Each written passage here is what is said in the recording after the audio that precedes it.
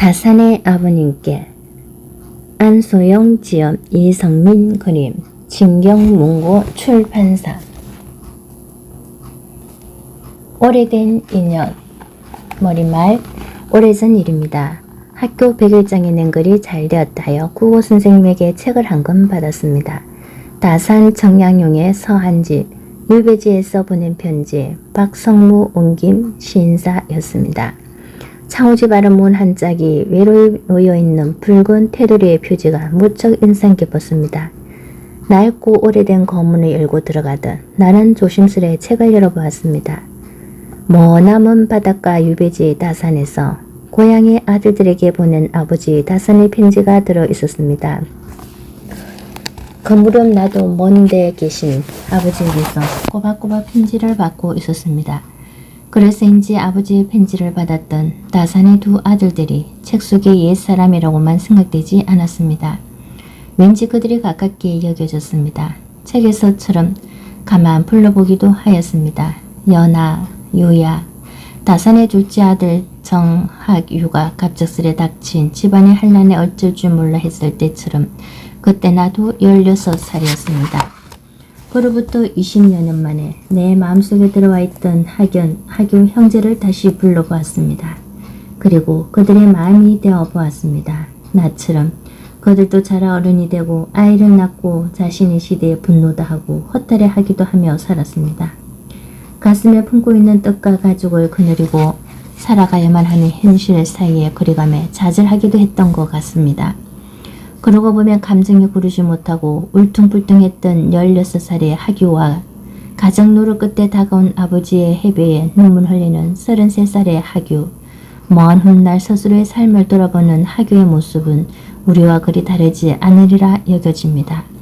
나는 또한 이들 형제의 아버지 다산적 야경에 대해서도 새로이 생각해보게 되었습니다. 그간 내게 다산은 500여 건에 이르는 방대한 젖을 압도되어서인지 다가가기 어려운 큰 사람이었습니다. 그러나 그에게도 고향에 두고온 어린 자식들을 생각하며 뒤척이는 밤이 있었고 젊은 날 못다 펼친 포부를 그리는 회한이 있었습니다. 개념치 않는다 하여도 소식 한 장 보내지 않는 옛붓들로 서산해하고 연연해 하지 않는다 하여도 고향으로 돌아가고픈 생각에서 벗어나 본 적이 없다고 토로하던 사람이었습니다. 그러나 무엇보다 그는 모든 것을 다 빼앗긴 채 낯설고 외딴 유배지에 던져졌을 때도 절망하거나 체념하지 않고 자신의 삶을 꿋꿋이 보듬고 지켜나간 사람이었습니다. 유배지에서 보낸 세월이 오래되면서 머리도 빠지고 이도 빠지고 몸도 쇠약해졌지만 그의 눈빛과 정신만은 더욱 형형하게 빛났습니다. 그러니 다산의 수많은 저서들은 그저 방대한 저작물이 아니라 주어진 가혹한 처지에 체념하거나 굴복하지 않은 인간 정신의 위대한 산물이기도 합니다. 만약 사람을 뜻하지 않은 상황에 던져놓고 망가지거나 무너지는 것을 바라보기 좋아하는 질구순 운명이라는 것이 있다면 다산의 그 같은 모습을 보며 가슴이 서늘해지지 않았을까요?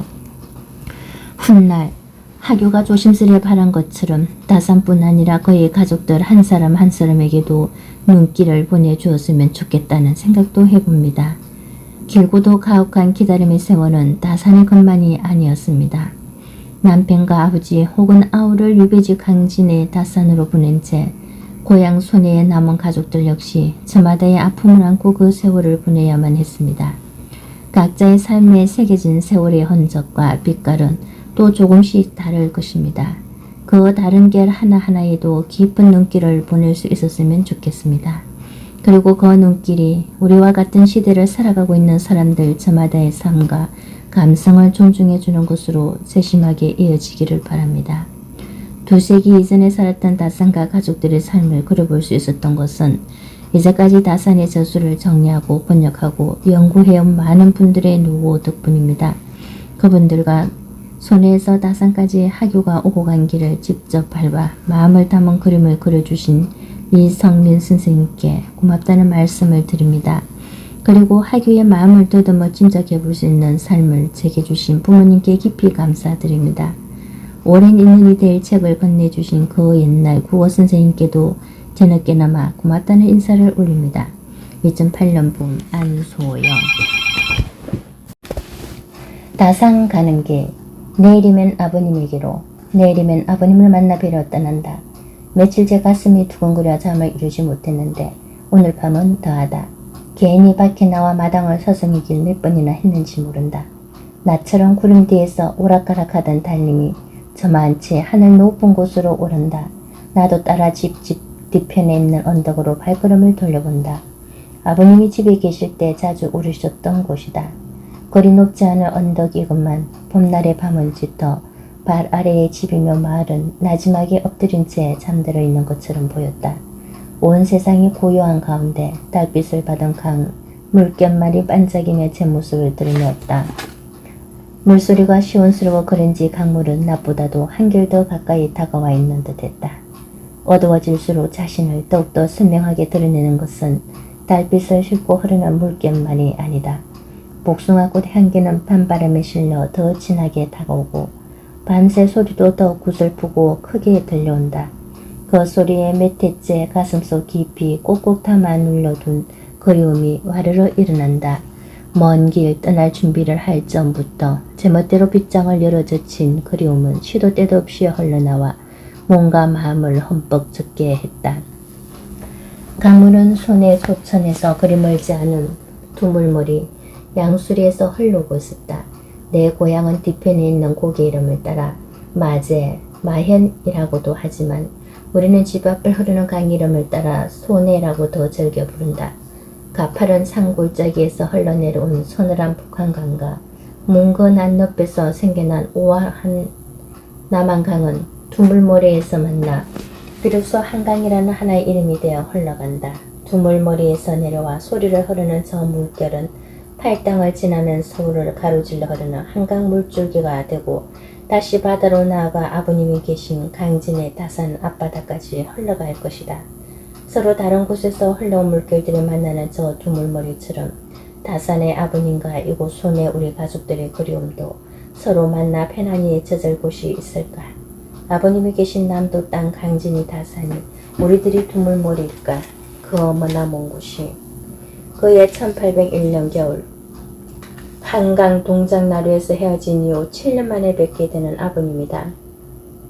형님은 그간 2차례 다산의 아버님께 다녀왔지만 나는 남쪽 지방으로 가는 길도 유배지에 계신 아버님을 뵙는 것도 처음이다. 지난해쯤 내려갈까도 했지만 집안 행편도 그렇고 아버님의 거처도 일정치 않아 결국 해를 넘기고 말았다.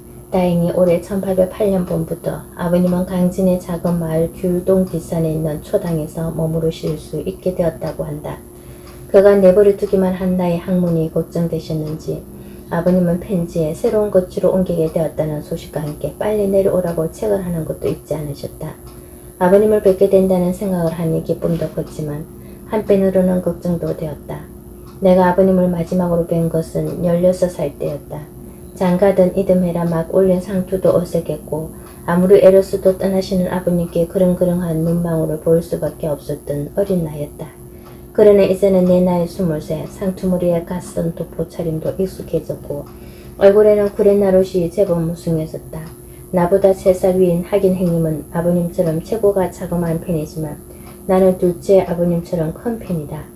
16 철부지 소년이었던 내 모습을 마지막으로 담아두셨을 아버님이 이렇게 훌쩍 자란 내 모습을 알아보실까? 낯설게 여기시지는 않을까?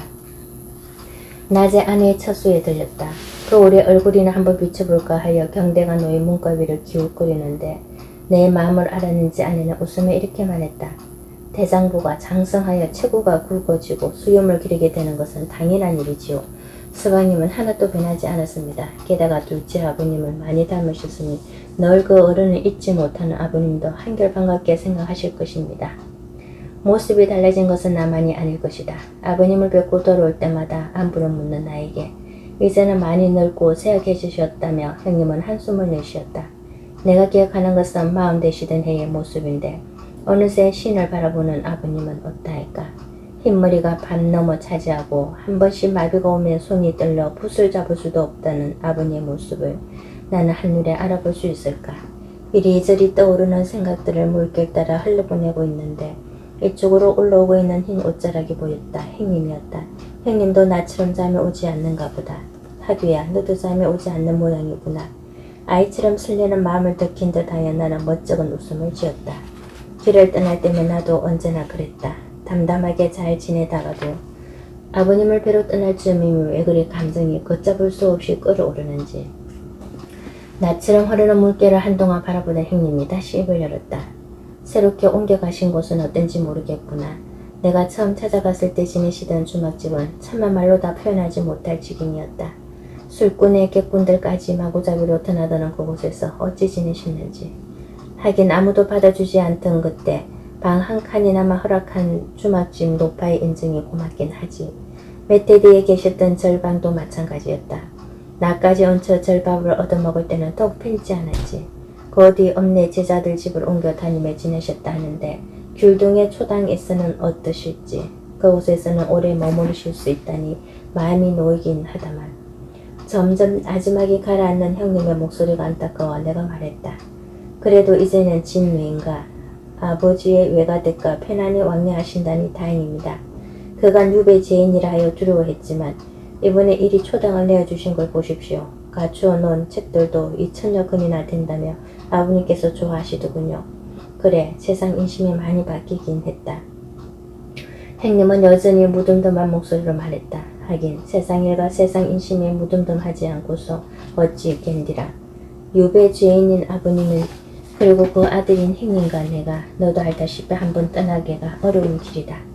집안일을 잊도록 해라. 가서 아버님 잘 모시고 아버님 곁에서 많이 배워라. 돌아온 뒤에도 숙제가 많을 것이다. 곁에 있어도 덤벙대느라 큰 도움이 되지 못한 나이지만 그래도 형님 혼자 어려운 집안을 꾸려나가자면 몹시 힘들 것이다. 이번에 나의 여비를 마련하기 위해서도 형님은 애를 많이 쓰셨다. 뭐라 이야기하고 싶었지만 말이 나오지 않았다. 고맙고 안타까운 마음만 강물에 실어보낼 뿐이었다. 아버님 아시나요? 모르시나요? 1808년 4월 6일 아침 안채에 들러 어머님께 하직 인사를 올렸다. 어머님 다녀오겠습니다. 제가 없는 동안 편찮으신데 몹시 부디 편안하십시오. 오랜 속병 탓에 좋지 않은 어머님의 안식이 더욱더 마음에 걸렸다. 그래, 큰아버님과 큰어머님들께도 인사를 드렸느냐? 예, 아침 일찍 찾아가게 왔습니다. 작은 할아버님들께는 어제 미리 인사를 올렸습니다. 먼 길 조심하고 뵙거든 집안 모두 평안하다고 여쭈어라. 팥과 찹쌀을 조금 끓였으니 북은 어디에 부탁하여 찰밥을 지어가도록 해라. 아버님이 좋아하시는 것이다. 어머님의 말씀에 이어 옆에서 형님이 재촉했다. 서둘러라. 내려가는 길에 충주의 할아버님 산수에 상무도 하려면 시일이 더 걸릴 것이다. 물러나오며 눈으로 아내를 찾으니 식구들 뒤에 멀찌감치 서 있는 것이 보였다. 어제까지의 밝은 모습과는 달리 아내는 착잡한 표정이었다. 그가 못한 공부를 아버님 곁에서 하라 하셨으니 이번에 길을 떠나면 오래 걸릴 것이다. 어쩌면 해가 바뀔지도 모르는 일이다.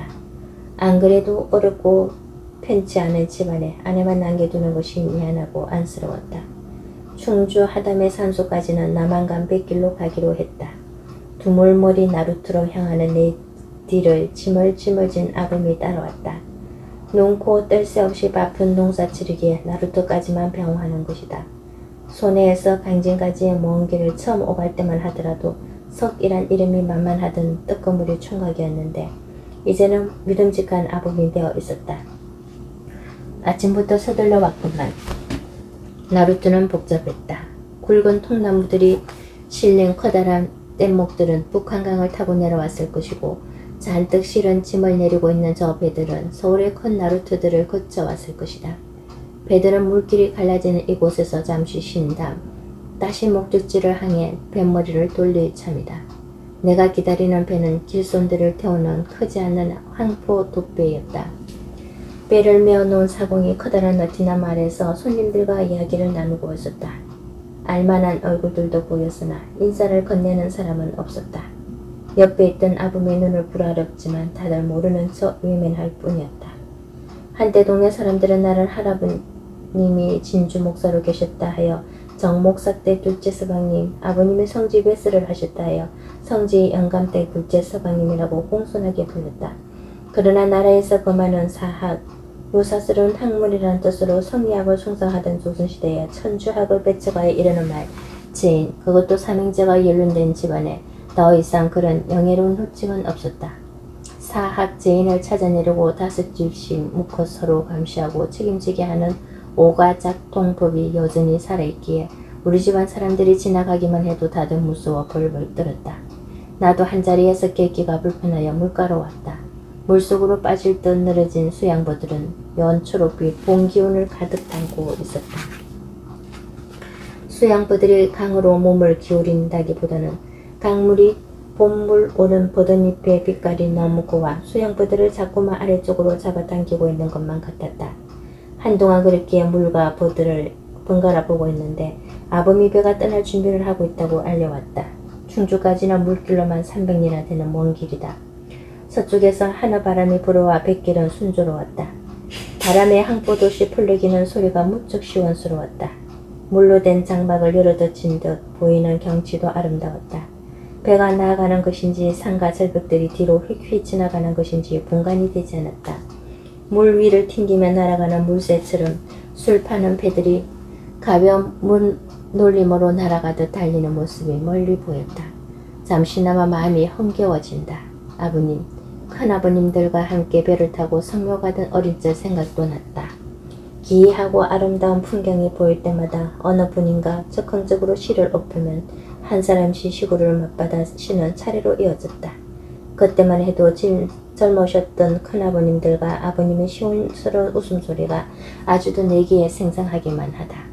밤이 깊어 여주 부근 나루터에 배를 메어놓고 하룻밤을 묵었다. 그러는 새 여러 사람들이 내렸고 날이 바뀌며 새로운 사람들이 다시 올랐다. 낯선 사람들로 가득해진 배 안을 둘러보니 이제야 고향을 떠나왔다는 실감이 났다. 배는 꼬박 하루를 더 달려 밤늦게야 충주에 도착했다. 충주에서 20리리 떨어져 있는 하담의 선산에 오른 것은 다음날 아침이었다. 할아버님 산소는 벌초까지 말끔히 되어 있었으나 이스러진 우리 집안처럼 어딘가 쓸쓸해 보였다. 1600지였던 경상도 마을 장교로 가는 길에 아버님은 호송하는 의금부 관리에게 부탁하여 할아버님 산소를 찾아와 하식 인사를 드렸다. 붉은 포승줄에 묵힌 몸으로 붉은 피 오름을 토하셨을 것이다. 산소 앞에 엎드려 있자니 나도 모르게 7년 전 아버님의 막막하고 아픈 물음이 나의 물음인 양 저절로 흘러나왔다. 할아버님, 할머님 아시나요 모르시나요? 아버님 아시나요 모르시나요? 어머니 아시나요 모르시나요? 집안이 갑자기 무너져버려 죽은 자식 사는 자식 이 꼴이 되었어요. 남은 목숨 이어가 봐도 크게 이루기는 이미 틀렸답니다. 자신 낳고 부모님은 기뻐하시며 부지런히 어루만져 길러주셨지요. 하늘 같은 그 은혜 꼭 갚으려 했는데 일이 풀베듯 베일 줄 생각이나 했을까요? 세상 사람들에게 다시는 자신 낳았다 죽가 말라 해야겠네요. 하담의 이벌 정향용 1801년 낯선 봄 속으로 충청도만 하더라도 내 고향보다 아랫녘이어서 그런지 계절이 빨랐다. 산소에서 내려오니 한결 푸르러진 산가들 마을 어귀에 짙은 꽃향기가 갑작스러워 얼떨떨했다. 논산, 강경의 너른 평야 앞에서는 서늘하게 다가오는 고향의 산봉우리에만 익숙했던 눈을 어디에 두어야 할지 막막했다. 손에는 논은 드물고 밭이 많은데 저처럼 넓은 들에서 저처럼 많은 사람들이 논일을 하고 있는 모습이 내게는 신기한 구경거리였다. 무엇보다 반가운 것은 건강 물줄기였다. 낯선 길, 낯선 풍경, 낯선 말투가 주는 신기함이 필요함으로 다가올 무렵 강물은 외롭고 고달픈 마음을 어루만지듯 푸근하게 다가왔다. 고향 마을 앞을 휘감으며 흐르는 손의 물줄기를 다시 본 듯 반가웠다. 두 번째 유배진 강진으로 가실 때 아버님도 내가 가고 있는 이 길을 거쳐 가셨으리라. 그때는 흑산도로 떠나는 둘째 아버님과 함께였을 텐데 두 분은 이 강 어디쯤에서 고달픈 다리를 쉬어 가셨을까?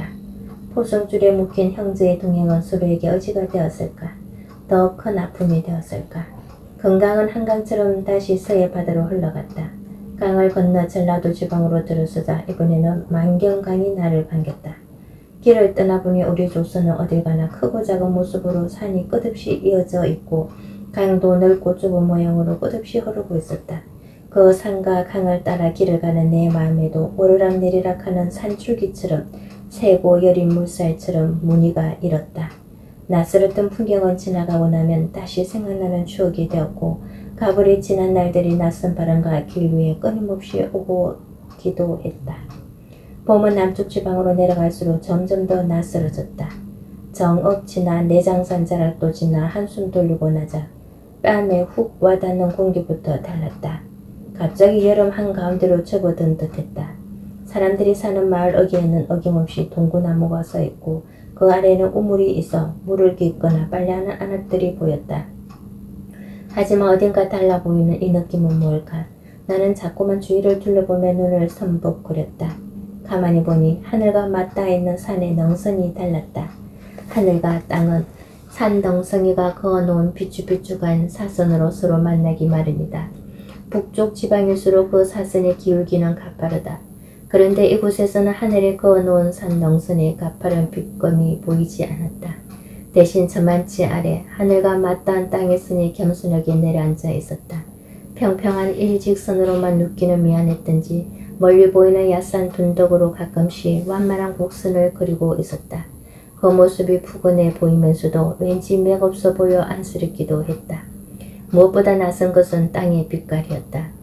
모든 것을 다 받아줄 만큼 넉넉하고 푸근해 보이는 저 땅 안에 어쩌면 것처럼 선연한 붉은 빛깔이 들어있단 말인가. 쟁기질하는 농부가 땅을 뒤적일 때마다 제 속을 드러내 보여주는 붉은 항토가 너무나 강렬했다. 남도의 땅은 해적이면 해적일수록 처연한 아픔을 드러내 보이는 것만 같았다. 붉은 빛깔뿐 아니라 체온 또한 뜨거워 아지랑이인지 열기인지 모르는 것을 제 아픔이나 모락모락 밖으로 표현하고 있었다.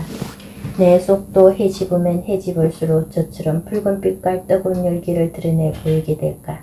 순간 오랫동안 눌러두었던 속울음이 나도 모르게 치받쳐 올라왔다. 길을 떠난 뒤 아니 몇 대 만에 처음 대하는 느낌이었다. 나도 저 항토 흙처럼 내 속을 모두 드러내 보이며 시원스레 울고 싶었다. 살아서는 미워할 밤 남정 주막. 항토길 따라 트들트들 걸어 내려오니 나주였다. 해가 저물고 있건만 머무를 곳을 정하지 못하고 나는 오래도록 망설였다. 차라리 반길을 갈 작정을 하고 영암으로 계속 가버렸다. 그러나 발길은 결국 나주어 못 미쳐 밤남정 율정 상거리 주막에서 머무르고 말았다. 이 주막에서 묵는 것은 피하고 싶었다. 이곳은 7년 전 포성줄에 묵힌 채 내려가던 아버님과 둘째 아버님이 마지막으로 함께 묵으신 곳이다. 바다 건너 흑산도 유배지로 들어가셔야만 했던 둘째 아버님은 서쪽 길로 가셔야 했고 강진 유배지로 떠나는 아버님은 남쪽으로 계속 내려가셔야만 했다. 이곳이 얼마나 묘우셨던지 아버님은 살아서는 미워할 밤남정 주막이라고 하셨다. 살아서는 미워할 밤남정 주막. 문 앞에서는 두 갈래로 길이 갈렸네. 본디 같은 뿌리에서 태어났건만 지는 꽃잎처럼 헛날려 버렸네. 둘째 행님의 편지를 받고 정약용 1807년 오가는 사람들이 많은 주막이니 아직까지 두 분의 흔적이 남아있을 리 없다. 그러나 내게는 그날 새벽 헤어지면 언제 다시 만날지 모르는 아버님의 형제의 피울음이 어딘가에 배어있을 것만 같았다. 그런 밤 남정 주막에서 새벽을 어떻게 맞이할지 자신이 없었다. 집을 떠나 아버님 계신 곳에 가까워지면 가까워질수록 설레기도 했지만 한편으로는 두려웠다. 변해버린 내 모습에 대한 염려가 아니었다. 오랜 세월 동안 지우려 했었던 그날의 기억들이 되살아날지도 모른다는 두려움이었다. 잊을 수 없는 것이 기억이라고들 한다. 그러나 잊으려 노력하고 또 노력하고 그래도 떠오르면 다시 도르질하고 또 도르질하고 그러노라면 결국 잊히기도 하는 것이 기억이다. 1801년 신유년 내 일은 내게는 떠올리기도 싫은 이제는 떠오르지도 않는 기억 저편의 일이었다. 얼마나 지우려 애를 썼든지 신유년뿐 아니라 그 앞뒤 밑에도 내 삶에선 기억이 잘 나지 않았다. 심지어는 그 전해인 1800년에 아내와 혼인한 일도 아슬아했다. 서가가 어땠는지 누가 왔는지 초래층에 서 있던 것이 과연 나였는지. 그런데 아버님에게로 가는 이 길은 결국 신유년의 그 기억들과 만나러 가는 길이기도 했다. 제 속을 뒤집어 보이는 붉은 흙을 보면서 어쩌면 나는 어렴풋이 그것을 느끼고 있었는지도 모른다. 이렇게 밤남정 주막집에 방을 잡고 푸르스름한 덩불을 마주 대하고 앉아있는 것도 무언가 나를 잡아당기는 힘에 이끌려온 듯했다. 한동안 벽에 등을 기대고 앉아 거저 덩불만 바라보고 있었다. 머릿속에 온통 하얗기만 하고 아무 생각도 나지 않았다. 내가 그처럼 간절히 바라던 대로 그때의 기억은 결국 잊힌 것일까? 그러나 뿌옇기만 하던 그 빛깔은 어느 순간 갑자기 까매졌다. 뒷걸음쳐 가는 듯 하더니 아득히 캄캄한 저편으로 한 줄기 빛이 새어오는 통로가 보였다. 바늘 키만한 작은 구멍은 점점 커지며 내게로 다가왔다. 나의 맥박도 점점 빨라지고 눈도 크게 열렸다. 흐르는 강물 저편 울부짖는 16살 소년의 모습이 보였다. 그 해 끝없는 겨울의 시작.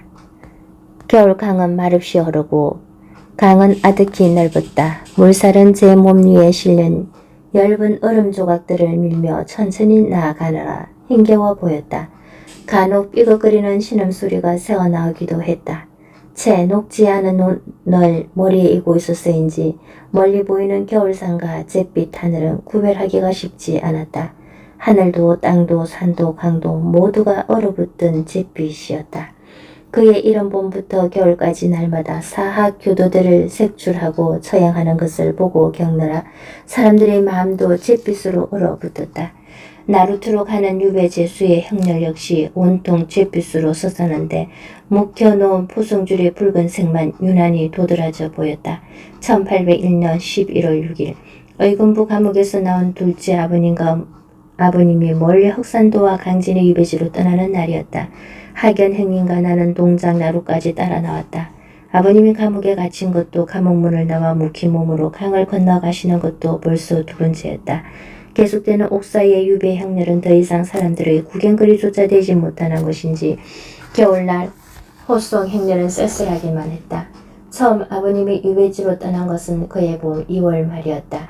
의금부 감옥에서 혹독한 신문을 받던 20여일간 아버님은 삶과 죽음의 이쪽 저쪽을 오가셔야만 했다. 가족들 역시 마찬가지였다. 들려오는 말 한마디에 기대와 절망을 번갈아하며 이를 태웠다. 감옥 바깥의 봄날이 무색하게 날마다 살얼음판을 걷는 듯했다. 그를 했기에 아버님에게 내리진 유배형이 참담하지만은 않았다. 어쨌건 삶의 이쪽에 발을 내디디신 것은 분명하였으므로 그때는 식구들이 아버님과 함께 한강을 건너 강주 모래뜰에서 헤어졌는데 우리가 건넌 그 강이 삶의 강이라 여겼다. 어른들 말씀대로 일단 목숨은 부지했으니 세월을 기다리면 되리라. 나도 생각했다. 아버님은 다시 이 강을 거슬러 언젠가 고향 마을 소내까지 오실 수 있으리라 여겼다. 그러나 두 번째로 유배형이 결정된 12월의 겨울강 앞에서는 두려운 마음뿐이었다. 아버님에게는 또다시 유배형이 내려졌지만 이제는 더 이상 그곳이 삶의 이쪽 편이라는 확신이 들지 않았다. 조정에는 아버님의 처지를 안대하는 사람도 있지만 끝내 제가 하지 못해 안단하는 무리들도 있다. 앞으로는 그들의 수가 점점 더 늘어날지도 모른다. 어느 날 또 갑자기 아버님이 유배지에서 잡혀 올라오고 감옥에 갇히고 또다시 혹독한 신문을 받게 될지도 모른다. 그런데 아버님 앞에 놓은 길은 어디로 향해 있을까? 생각할수록 가슴이 떨리고 다리까지 후들거렸다. 끼익. 나룻배가 삐걱대는 소리가 유난히도 크게 들렸다. 곧 강을 건널 모양이었다. 형님과 나는 아버님과 둘째 아버님께 인사를 올렸다. 아내자와 노인들이 대부분인 가족들은 이번 겨울에는 나루터까지 동행하지는 못했다. 엎드려 절을 올리는데 맨땅에 실은 냉기에 손발뿐 아니라 마음까지 애인한 듯했다. 어머니 잘 보살펴드리라. 큰 아버님, 큰 어머님, 집안 어른들도 잘 모시거라. 아버님은 담담히 말씀하셨다. 처음 유배지로 떠나신 뒤 9달 만에 뵙는 아버님의 모습은 몰라볼 정도로 달라져 있었다. 체포와 신문, 감옥과 유배, 삶과 죽음의 길을 두 번이나 넘나드신 아버님이었다. 여름을 보내며 조금 나아지셨다던 오른쪽 몸의 마비는 다시 심해져 야윈 얼굴 한쪽이 몹시 일그러져 보였다. 모래에는 어느새 하얀 서리가 내려앉아 있었다. 미더운 대답 올리고 싶었지만 한마디도 할 수가 없었다. 고인 눈물이 흘러내릴까봐 눈도 깜빡이지 못했다. 눈앞이 뿌옇게 흐려지는 가운데 배가 떠나는 모습이 흐릿하게 보였다. 덧저고리 바람으로 서있는 둘째 아버님과 아버님의 모습이 어렴풋했다. 급히 손을 두둑이 놓고 쥐어 감옥 안에 넣어들인 옷이다. 어딘가 맞지 않는 저 두툼한 겨울 손옷처럼 아버님은 낯선 모습으로 알 수 없는 먼 곳으로 떠나려 하신다. 강은 아버님을 싣고 어디로 흘러가려는 것일까? 저 강 너머 아버님 앞에 기다리고 있는 것은 무엇일까? 아버님을 실은 배가 점점 멀어져 가자 고여있던 눈물이 흘러내리더니 그에 걷잡을 수 없어졌다. 겨우 버티고 서있던 다리도 꺾여 주저앉았다. 입에서는 겨울바람 같던 울음소리가 흘러나왔다. 아버님, 아버님, 겨울강을 앞에 두고 나는 아이처럼 목 놓아 울었다. 너희가 서학을 당장 부르지 않으면. 며칠 뒤 형님과 나는 순회로 가는 배에 올랐다. 아버님과 자주 오가던 뱃길이건만 이제는 우리 형제뿐이었다. 곧 1년 전인 1800년 겨울, 그때도 나는 배 위에 있었다. 갑작스레 돌아가신 선왕전하 정조 1752년에서 1800년에 졸고 사무제를 지낸 뒤에 지내는 제사를 마치고 아버님과 함께 온 식구가 서울 생활을 정리하고 고향으로 돌아가는 길이었다. 아버님 얼굴은 여전히 어두웠으나 복잡하고 어지럽기만 했던 서울을 떠나 고요하고 평화로울 소내에서의 생활을 그리는 내 마음은 설레었다. 그러나 고향으로 돌아왔다는 안도감은 오래가지 못했다. 선왕 전하께서 돌아가신 후 어린 임금님을 대신하여 수렴 청정을 하게 된 대왕 대비는 1801년 1월 초에 무시무시한 법령을頒布했다. 손에 작은 마을까지 내려온 포고문은 이러했다. 지금 사학이라 일컬어지는 것은 아비도 없고 임금도 없어서 어리석은 백성들을 오랑캐와 짐승으로 만들어버린다. 깨우치고 타일로도 생각을 바꾸지 않는다면 역적을 다스리는 법률로 처리할 것이다. 각 고을수령들은 오가작동법을 실시하여 사학의 무리들을 찾아내 처벌하라. 코를 베어 죽이는 극형으로 없애버려 씨도 남기지 말라. 포고문이 내려진 그달 29일 편지 한 통이 손에 고향집에 도착했다. 아버님의 친구 이유수 1758년에서 1822년 어른이 보내신 것으로 다급한 전갈이었다. 열흘 전인 1월 19일 해질녘 나무단으로 덮어놓은 책 상자가 순찰을 돌던 부교들에게 적발되었다고 한다. 상자의 인자는 셋째 아버님이었고 그 안에는 나라에서 사학이라 금하는 천주학의 교리체, 천주교 제사미사를 지내는 도구, 중국인 신부와 오고 간 편지들이 들어있었다. 셋째 아버님의 것이었으니 우리 집안에서 오고 간 편지들도 제법 될 것이다. 편지를 받아본 아버님의 얼굴은 흑빛이 되었다. 그리고는 곧장 서울로 올라갈 차비를 하셨다. 날이 좋지 않습니다. 해도 점으로 가니 내일 올라가시지요. 아니다. 급히 올라가 봐야겠다. 어머님과 형님이 잡았지만 아버님은 듣지 않으셨다. 짧은 겨울 해는 어느새 기울고 하늘에는 진눈깨비가 내리고 있었다. 그러나 아버님은 망설임도 없이 말에 오르셨다. 결국 겨울 진눈깨비 속으로 떠나가는 뒷모습이 고향집에서 본 아버님의 마지막 모습이 되었다. 떠나는 아버님을 안타까운 마음으로 바라보며 서 있는데 어린 시절 할아버님의 성난 목소리가 겨울바람에 실려 다시 들려왔다. 너희가 그 석학을 당장 버리지 않으면 장차 집안에 큰일이 일어날 게야 큰일이.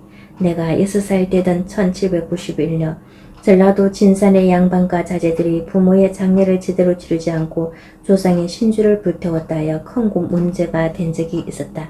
결국 그들은 처형되었는데 그중 한 사람이 윤지충 1759년에서 1791년은 바로 아버님의 외사촌 형님이었다. 그때 할아버님의 진노는 대단했다. 아버님의 외가에서 일어난 일이기에 더했을 것이다. 당시 서학은 조선의 젊은이들에게 널리 퍼져 마지은 큰 아버님을 제외한 아버님 삼형제도 서학에 관심을 갖고 있었다. 당장 그만두고 집안 어른들을 두루 찾아뵙고 다시는 몸담지 않겠다고 맹세하거라. 이를 어기려거든 내가 죽어도 올 필요 없다. 자식으로도 이기지 않을 것인즉. 아버님과 큰 아버님들을 꾸짖는 할아버님의 노한 음성은 마당까지 들려왔다. 온 가족이 안절부절 못하며 벌벌 떨었고 형님과 나는 놀란 눈을 크게 뜨고 어머님 곁에서 어찌할 바를 몰라 했다. 그 이후 둘째 아버님은 서학을 멀리하셨다. 그 점 아버님은 한창 대걸 일에 바빠 서학에 관심을 둘 여유도 없었다. 그러나 두 분보다 늦게 서학을 접한 셋째 아버님은 서학을 천주교로 받아들여 신앙으로 삼았고 끝내버리지 않으셨다.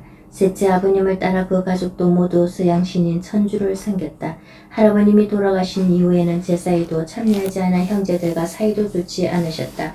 손에 고향 마을을 떠나 강 건너 광주 분원으로 이사하신 후에는 그나마 뵌 적도 없다.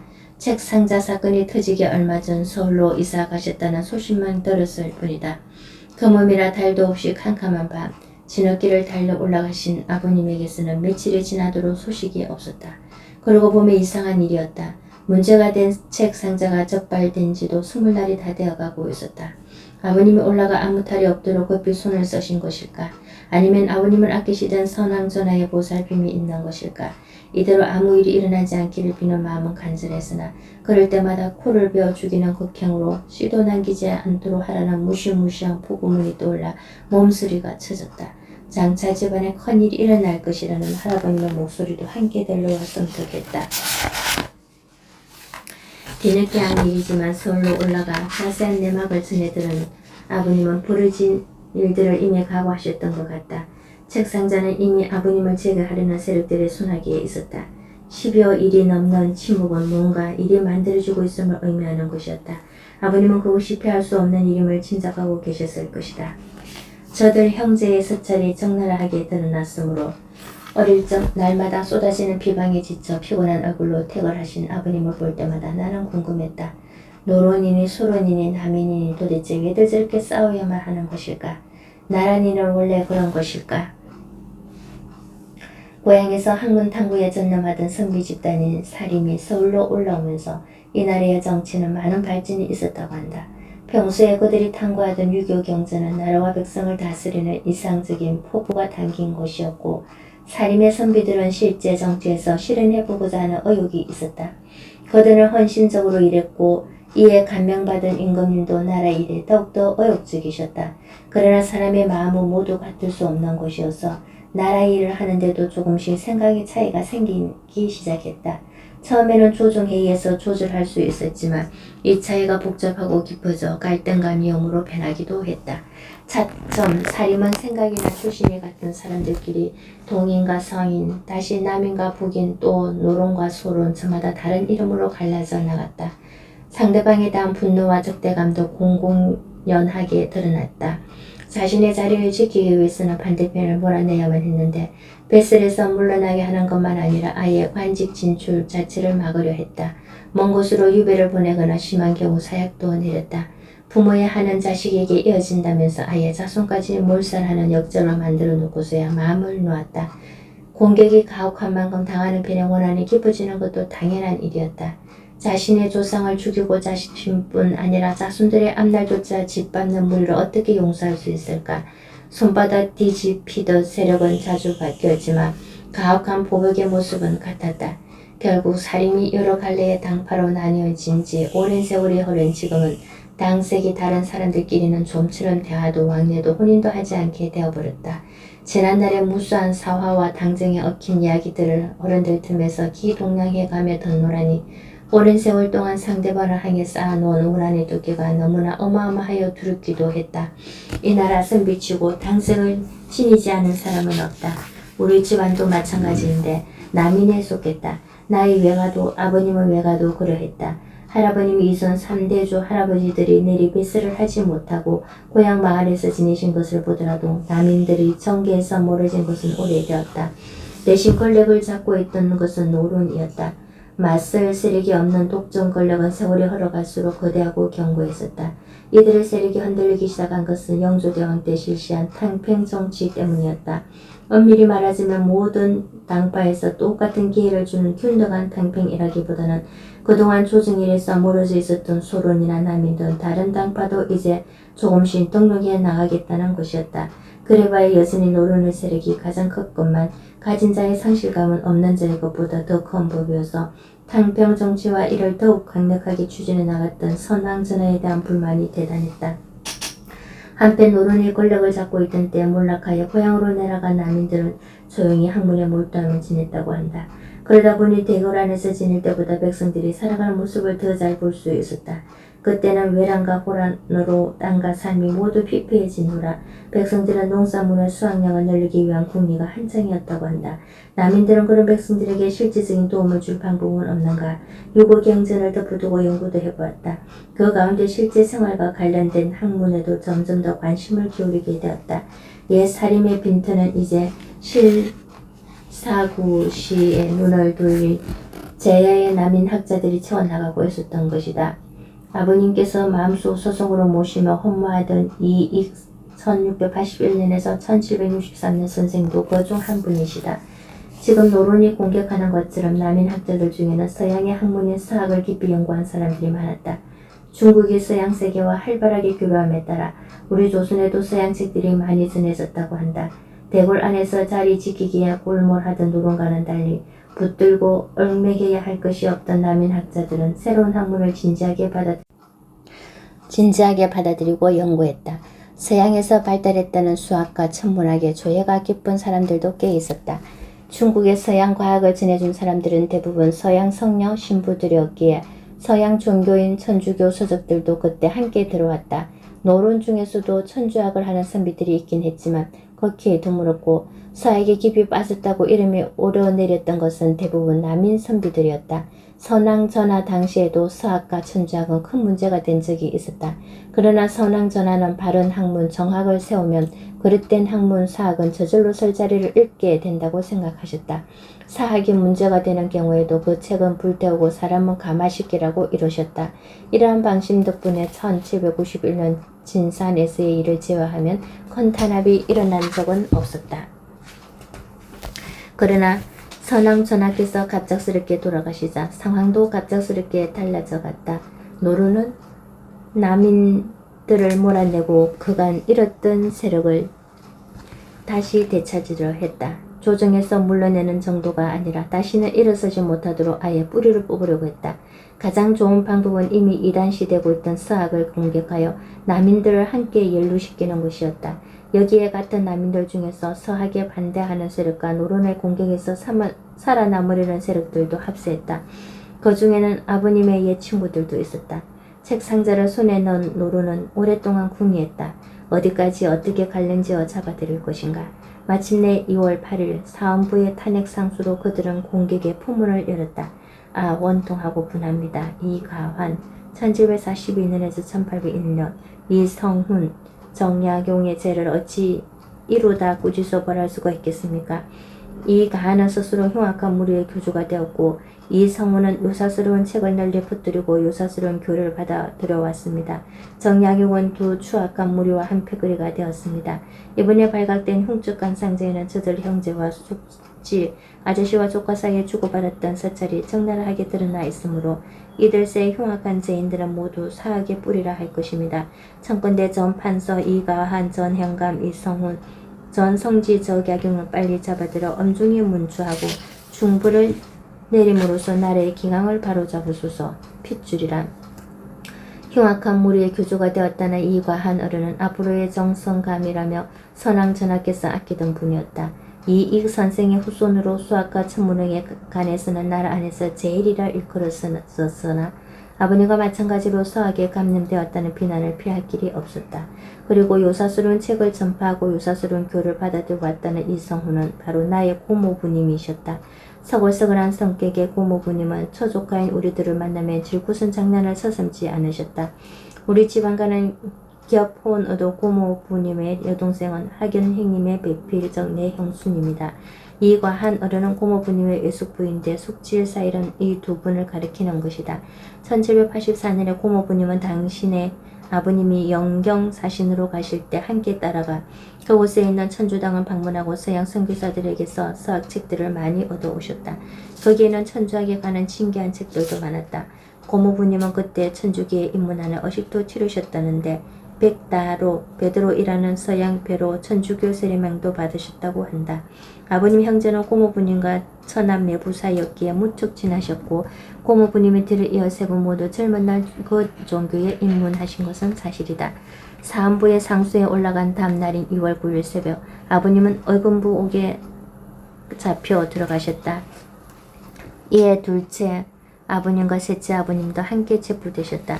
선왕 전하께서 아끼시던 남인 갈론들과 아버님 형제들이 서성처럼 모시던 이웃 양금 마을의 권철신 1736에서 1801년 어른도 잡혀 들어가셨다.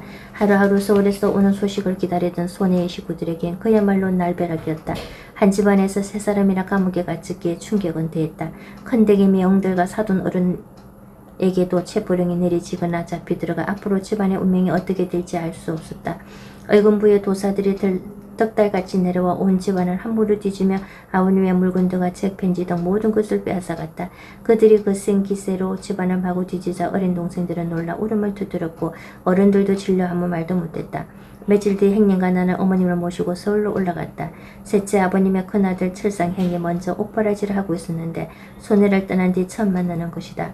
감옥 안에 갇혀 있는 아버님의 형제들이나 옥바라지를 하고 있는 우리 사촌 형제들이나 슬퍼보고 참담하기 매한가지였다. 철상형은 얼마 뒤에 천주와 교도를 하여 또 잡혀 들어갔다.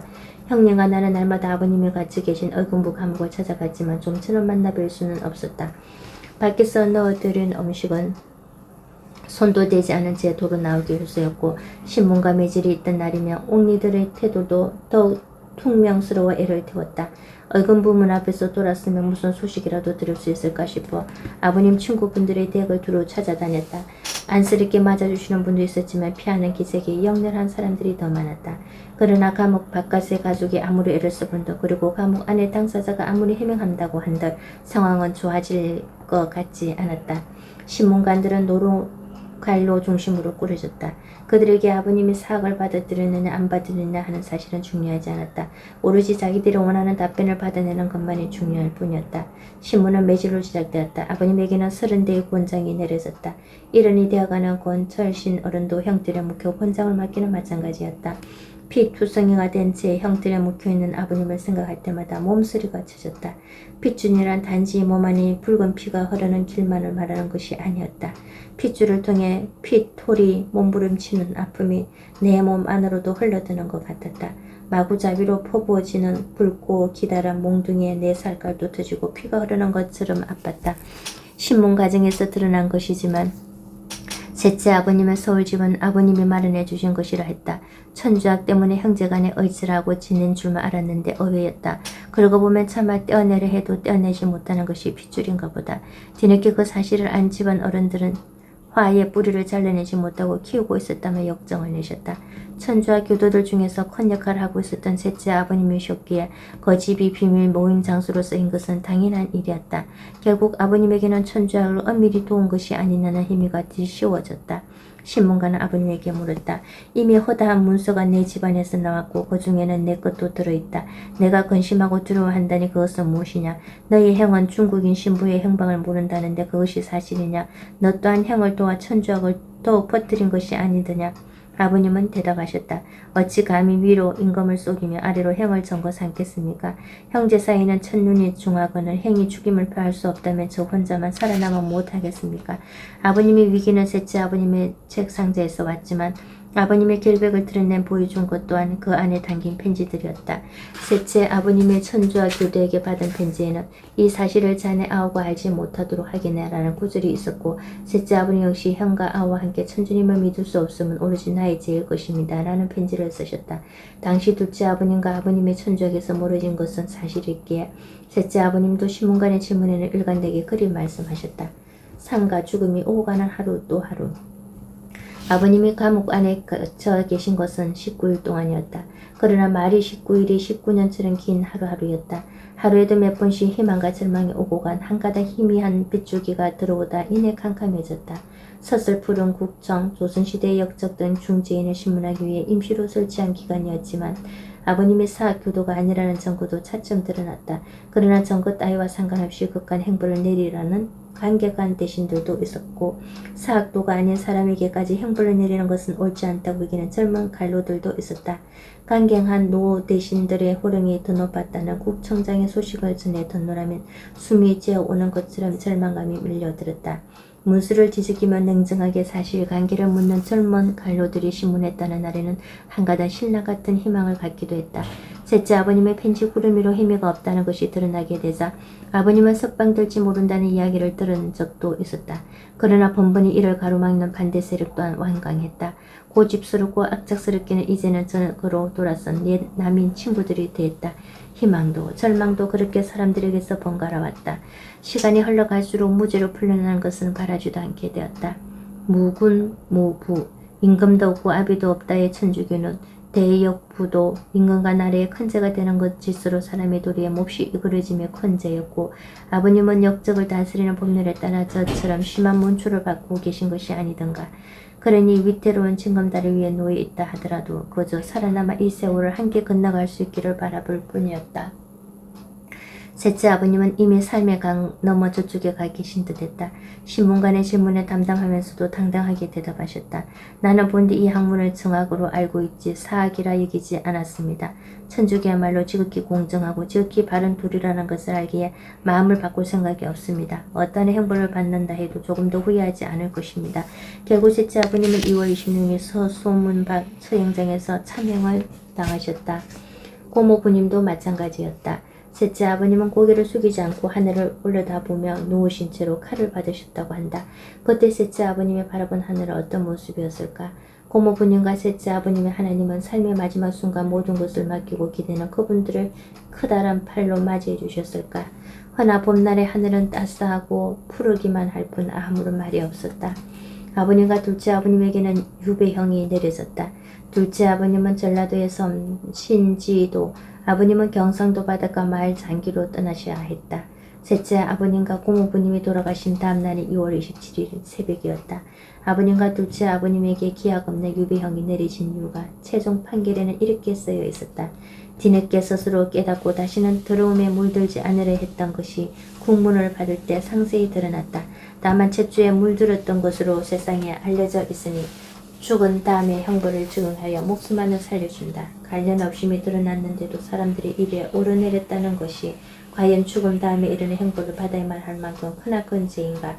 세상은 나에게 그에 대한 답변을 해주지 않았다. 그날로부터 아득해져만 가는 나의 이성도 더 이상 그에 관해 묻지 않았다.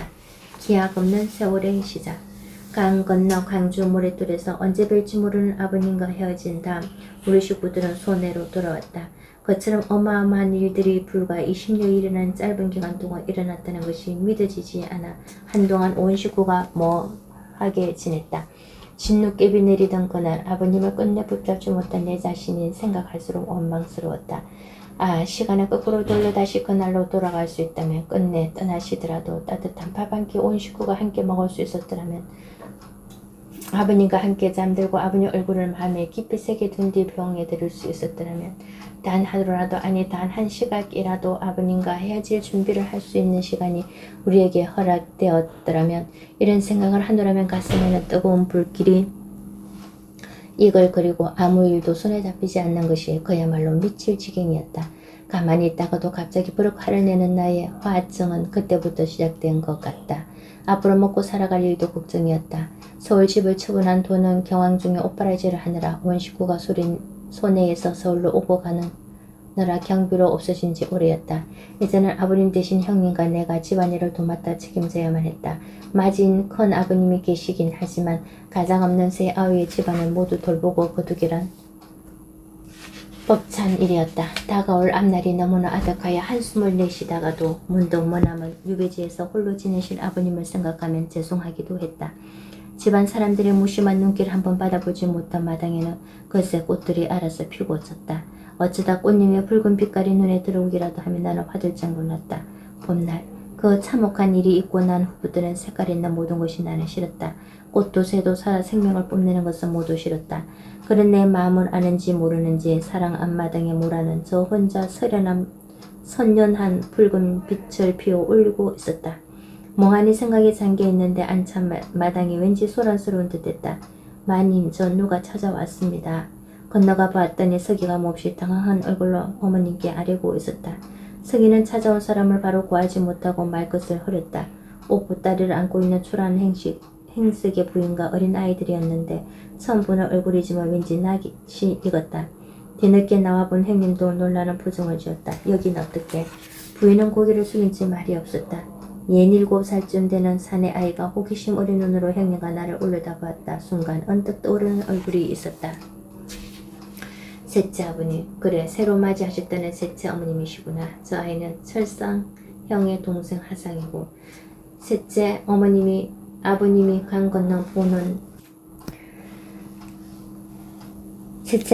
강 건너 분논 마을로 이사가신 후 서로 왕래가 없었기에 나는 새 큰어머님의 얼굴을 몰랐다.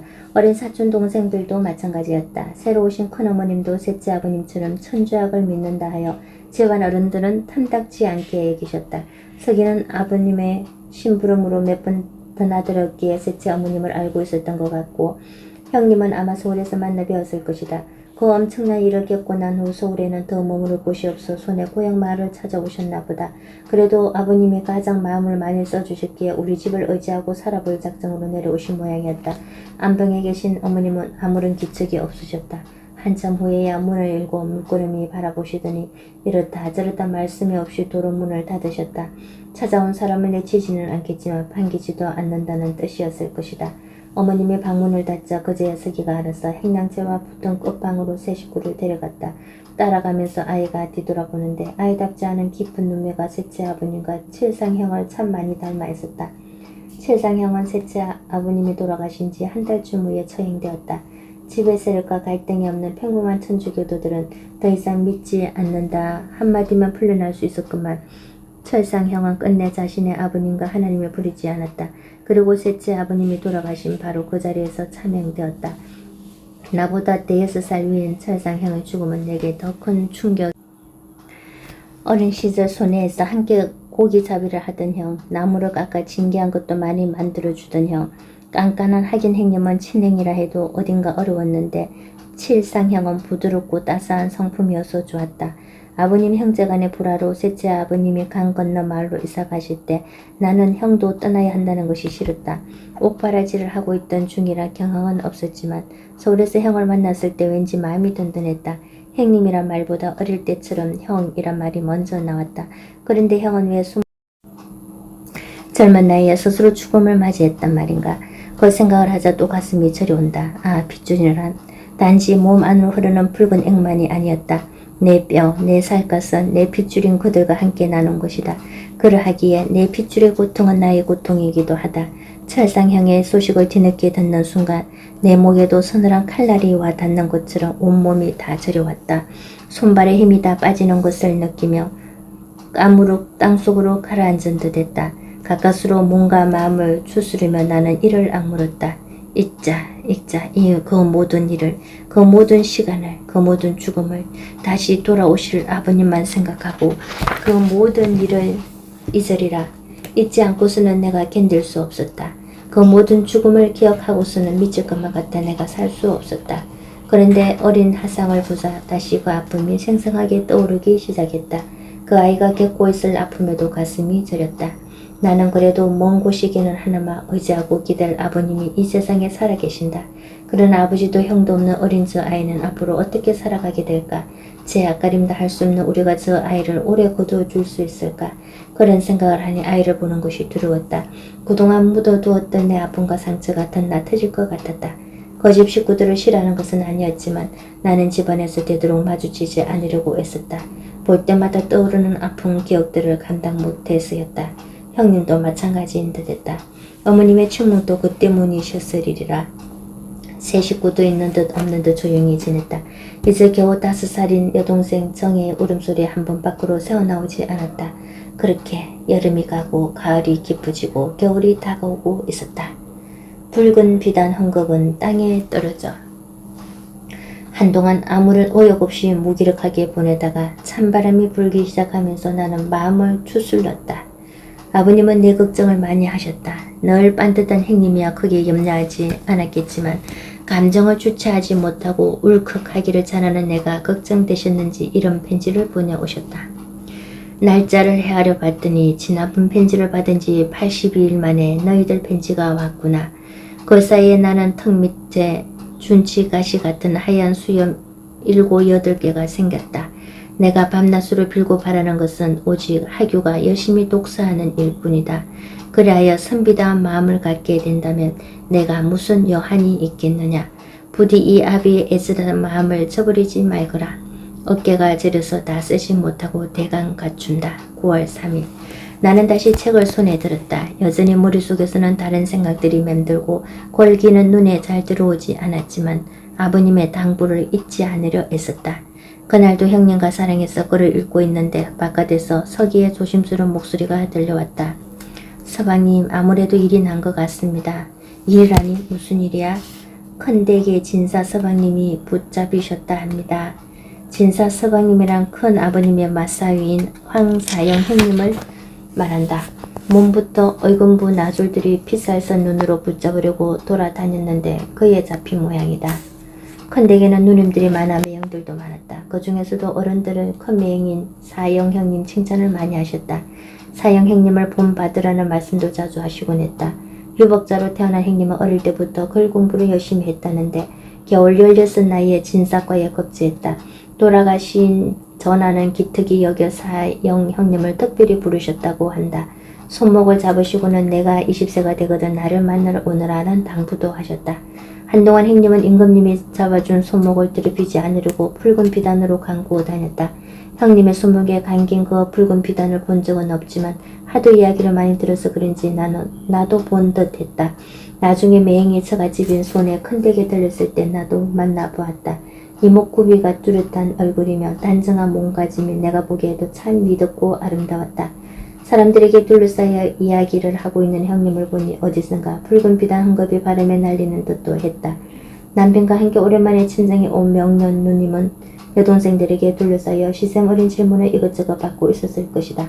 하지만 사형 형님에 대한 칭찬은 오래가지 못했다.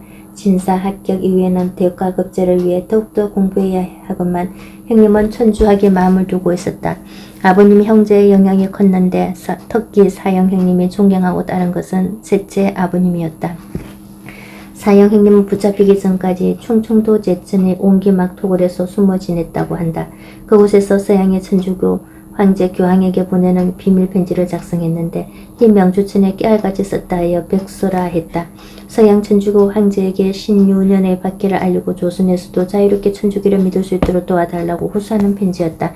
그런데 그 내용이 너무나 놀라웠다. 박해 과정을 이야기하면서 조선의 실상과 상실을 알 수 있게 해놓았고 나아가 서양 선교사인 신부와 큰배를 보내달라고 부탁까지 했다. 대포와 총으로 무장을 한 서양의 큰배를 조선 해안으로 보내 힘을 가시하고 그리하여 자유롭게 천주교를 믿을 수 있도록 조선 국왕을 설득해달라는 것이었다. 믿음을 함께하는 신도들과 중국인 신부마저 처형당한 절박하고 외로운 상황에서 썼다 해도 너무나 어마어마한 내용이었다. 천주교가 서양 세력과 통하고 있다는 의심을 받고 있던 저에 군함을 보내달라는 편지를 쓰다니 내통도 그러한 내통이 없었고 번역도 그러한 반역이 없었다. 지배 세력들은 다시 결속했다. 아버님을 제거하려는 세력들도 적극적으로 합세했다. 그들은 그러한 편지를 절대 사형 형님 혼자 썼을 리 없다며 처삼촌인 아버님과 둘째 아버님이 관여했을 것이라 주장했다. 그러고는 정약용과 정약전을 다시 유배지에서 잡아올려 엄히 멈춰야 한다고 했다. 어금부의 도사는 아버님이 계신 경상도 장기로, 둘째 아버님이 계신 전라도 친주로도 다시 내려갔다. 아버님과 둘째 아버님은 다시 붙잡혀 서울로 올라오셨다. 소설도 지나고 대설을 눈앞에 둔 추운 겨울 음력 10월 27일이었다. 천 사람을 죽여도 정약용을 죽이지 않는다면 아버님은 또다시 삶과 죽음의 갈림길에 서게 되었다.